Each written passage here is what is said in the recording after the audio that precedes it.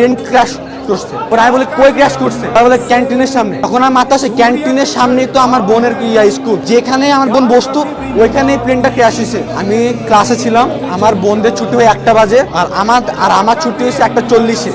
তো আমি যখন ক্লাসে উপস্থিত ছিলাম তখন একটা আওয়াজ হয়েছে অনেক জোরে একটা আওয়াজ হয়েছে। পরে আমি আওয়াজ শুনেই আমি দৌড় দিয়েছি, দেখি প্রত্যেকটা ছেলে মেয়ে দৌড় দিতেছে।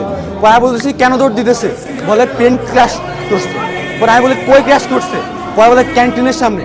এখন আমার মাথা আসে ক্যান্টিনের সামনেই তো আমার বোনের স্কুল, ওর কি হয়েছে? পরে আমি দৌড় দিচ্ছি, আমি দৌড় মারে দেখি আমার বোন যেখানে বসে আছে ওই যেখানে আমার বোন বসতো ওইখানেই প্লেনটা ক্র্যাশ হয়েছে। আমি পাগলের মতো খুঁজতেছি আমার বোনকে, আর বোনকে পাচ্ছি না আমি। পরে আমি দেখি যে ক্যান্টিনের মধ্যে আমার বোন দাঁড়িয়ে আছে, ওর মাথা দিয়ে ব্লাড ব্লিডিং হচ্ছে, প্লাস ওর হাত পা সব ফোসা ফুটে গেছে।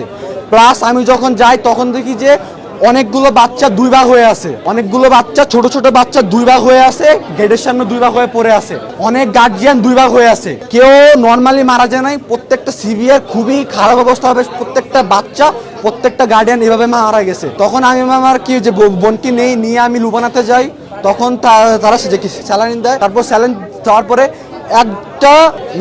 একটা নার্স একটা ডাক্তার, নাম হচ্ছিল ফারজানা, উনি আমাকে 2000 টাকা দিছে।